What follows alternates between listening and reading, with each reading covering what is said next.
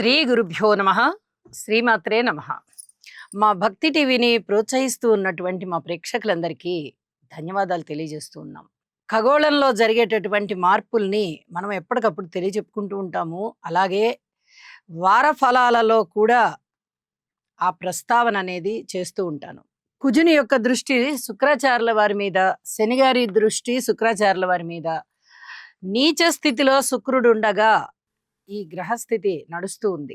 కాబట్టి ప్రతి రాశి వారు కూడా చాలా చాలా జాగ్రత్తలు తీసుకోవాలి అని మరొకసారి తెలియజేస్తూ, గ్రహస్థితులన్నీ ఏ రాసుల్లో ఎలా ఉన్నాయి తెలియచెప్పుకుంటూ, గ్రహ సమ్మేళనాలు, దృష్టులు, వాటి ఫలితాల గురించి తెలియచెప్పుకుంటూ ఈ వారం రాశి ఫలితాలని ప్రారంభిస్తూ ఉన్నాను. కుజుని యొక్క స్థితి మిథున రాశిలో, రవి బుధ గురుల యొక్క సంచారము కర్కాటక రాశిలో, కేతువు గారు సింహరాశిలో, చంద్ర శుక్రులు కన్యరాశిలో, రాహు కుంభరాశిలో, శనిగారి యొక్క వక్ర స్థితితో మీనరాశిలో ఉంటూ ఉండగా, చంద్రుని యొక్క స్థితి సంచారము వారాంతంలోకి వెళ్ళేటప్పటికీ ధనస్సు రాశిలోకి వస్తూ ఉన్నది. అలాగే రవి బుధుల యొక్క సంచారము కర్కాటక రాశి నుంచి సింహరాశిలోకి వస్తూ ఉన్నది. వారాంతంలో జరిగినటువంటి మార్పులు ఇవి అవుతూ ఉండగా, గ్రహ సమ్మేళనాల యొక్క ఫలితాలు ఏ విధంగా ఉన్నాయి అంటే, రవి బుధుల యొక్క స్థితి సంచారము బుధాదిత్య యోగాన్ని తెలియచేస్తూ కర్కాటక రాశిలో అద్భుతమైనటువంటి గురువుగారి ఉచ్చ స్థితితో కలిసి ఉన్న కారణం చేత చాలా మంచి ఫలితాలు ఉంటాయి. ముఖ్యంగా కీర్తి ప్రతిష్టలు, ధనయోగాలు ఉంటాయి. అలాగే చంద్ర శుక్రుల యొక్క స్థితి సంచారము ఇక్కడ నీచ శుక్రునితో కలిసి ఉండడము, శనిగారి యొక్క దృష్టి ఉండడము, దీని చేత కళాకారులకి చాలా ఇబ్బంది కలుగుతూ ఉంటుంది. ఏదైనా వాళ్ళకి అవమానాలు ఉండడము, అపనిందలు ఉండడము, ఒప్పుకున్నటువంటి ప్రదర్శనలు విరమింపజేసుకోవడము, అది ఎవరి వల్ల అన్నా అవనివ్వండి, ఇలాంటివి ఉండేటటువంటి అవకాశం ఉంది. మానసికమైనటువంటి వేదన పొందేటటువంటి అవకాశము, అలాగే భార్యాభర్తల మధ్య అన్యోన్యత లేని విధంగా ఉండే అవకాశము. ఇక వివాహేతర సంబంధాల విషయంలో ఇక్కడ కుజుని యొక్క దృష్టి కూడా పడుతోంది, శనిగారి యొక్క దృష్టి కూడా పడుతోంది. కాబట్టి వివాహేతర సంబంధాలు కానీ, అత్యాచారాలు కానీ, కిడ్నాప్లు కానీ, దేశాంతరాలు తరలించడం కానీ, యాక్సిడెంట్స్ కానీ అనుకోని విధంగా జరిగేవి.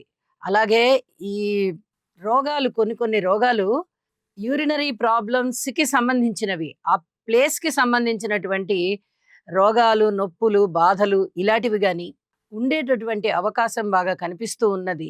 కాబట్టి స్త్రీలు చాలా జాగ్రత్తగా ఉండండి. స్త్రీల విషయంలో కూడా పురుషులు కూడా జాగ్రత్తగా ఉండాల్సిన పరిస్థితి. ఎందుకంటే అవమానాలు, అపనిందలు కూడా ఉండేటటువంటి పరిస్థితి ఉంది.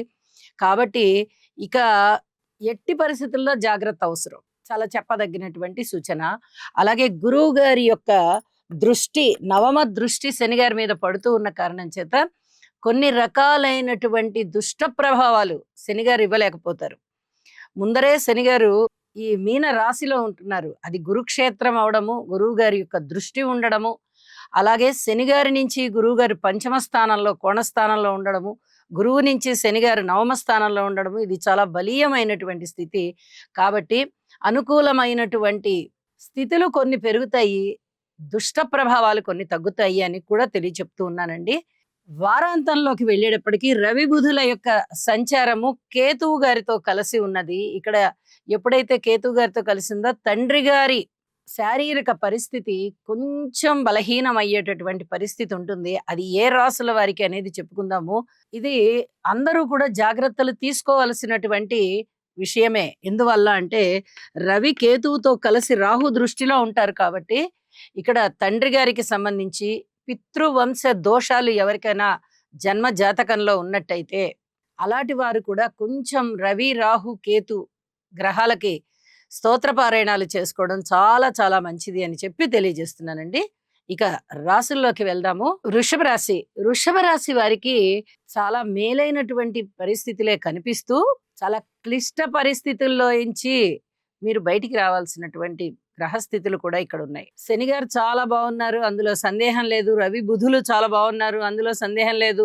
శుక్రాచార్యుల వారు మెయిన్ గా ఇక్కడ చెప్పుకోవాల్సింది, రాశాధిపతే అవుతూ పంచమ స్థానంలో ఉన్నారు. ఇది పంచమం అనేది మంచిదే, కానీ అక్కడ నీచలో ఉండడం గాని, కుజ శనిగారుల దృష్టిలో ఉండడం గాని చాలా ఇబ్బందికరం. అలాగే ఇక్కడ చంద్రునితో కలిసి ఉన్నారు. నిజానికి చంద్ర శుక్రుల కలయిక చాలా అద్భుతమైనది. ఒక ఉత్తమమైనటువంటి స్థితికి మిమ్మల్ని తీసుకొని వెళ్తుంది. కానీ ఇక్కడ నీచ శుక్రునితో కలిసి ఉన్నందువల్ల అంతగా అనుకూలమైన పరిస్థితులు ఉండబోవడం లేదు. ఈ వివాహేతర సంబంధాల విషయంలో పూర్తి జాగ్రత్తలు తీసుకోండి. మీ యొక్క కార్యక్రమాలు, ప్రదర్శనలు ఏవైనా వాయిదా పడేటటువంటి అవకాశం గానీ, లేదా పూర్తిగా విరమింపజేసుకోవడం, క్యాన్సిల్ అయ్యే పరిస్థితులు గానీ కనిపిస్తున్నాయి. దానివల్ల మీరు చాలా చాలా నిరుత్సాహపడేటటువంటి పరిస్థితి. యోగా చెయ్యండి, ధైర్యంగా ఉండగలుగుతారు. అలాగే కుజ, శని, శుక్ర స్తోత్ర పారాయణాలు గూడా తప్పనిసరిగా చేసుకోవాలి. లలితా సహస్రనామ స్తోత్ర పారాయణాలు కూడా తప్పనిసరిగా చేసుకోవాలి. ఇక్కడ మనోబలం కొంచెం తగ్గేటట్టుగా ఉంది. ఇలాంటి విపత్కర పరిస్థితుల్ని ఎదుర్కోవడానికి మీరు సంసిద్ధులుగా అవ్వడానికి మీ యొక్క ఈ మనోబలం తగ్గి చాలా బిడియంగా, బెరుకుగా అనిపిస్తూ ఉంటుంది. అయితే తృతీయ స్థానంలోనే రవి, బుధులున్నారు. పరస్పర విభిన్నమైనటువంటి ఫలితాలు కనిపిస్తూ ఉన్నప్పుడు మీరు ధైర్యంగా ముందరికెళ్ళిపోండి. ధైర్యే సాహసే లక్ష్మి అన్నట్టుగా ధైర్యంతోనే ఉండాలి. ఈ వారం అంతా కూడా అలాగే ఉంది అని చెప్పి తెలియజేస్తున్నానండి. ధైర్య సాహసాలతో ఉండండి. ఏ సమస్యనైనా మనం ధైర్యంగా ఎదుర్కోవాలి. జీవితం అంటే అదే అనేలాంటి ఆలోచనలు చేయండి. చాలా వరకు మీకు అనుకూల పరిస్థితులు ఏర్పడతాయి. ఇక్కడ గురుబలం తక్కువగా ఉంది. కానీ శనిగారి బలం బాగా ఎక్కువగా ఉన్నందువల్ల మీకు ధన సహాయాలు బాగా లభిస్తాయి. అనుకూలమైనటువంటి పరిస్థితులే ఏర్పడతాయి. ఇవన్నీ దృష్టిలో పెట్టుకోండి. మనకి ధైర్యంగా ఉండాలి మనము. మనకి అన్నీ మంచే జరుగుతాయి. అవసరమైతే పెద్దవాళ్ళ యొక్క సహాయ సహకారాలు తీసుకుందాము. గురువుల యొక్క ఆశీస్సులు తీసుకుందాము. తల్లిదండ్రులకి ఏదైనా సేవ చేద్దాము. తల్లిదండ్రుల యొక్క ఆశీస్సులు తీసుకుందాము. ఇలాంటి ఆలోచనలతో ముందరికి వెళ్ళండి. మీకు బావుంటుంది అని చెప్పి తెలియజేస్తున్నాను. కుటుంబ జీవితంలో ఐకమత్యం కాస్త తగ్గే విధంగా ఉంది.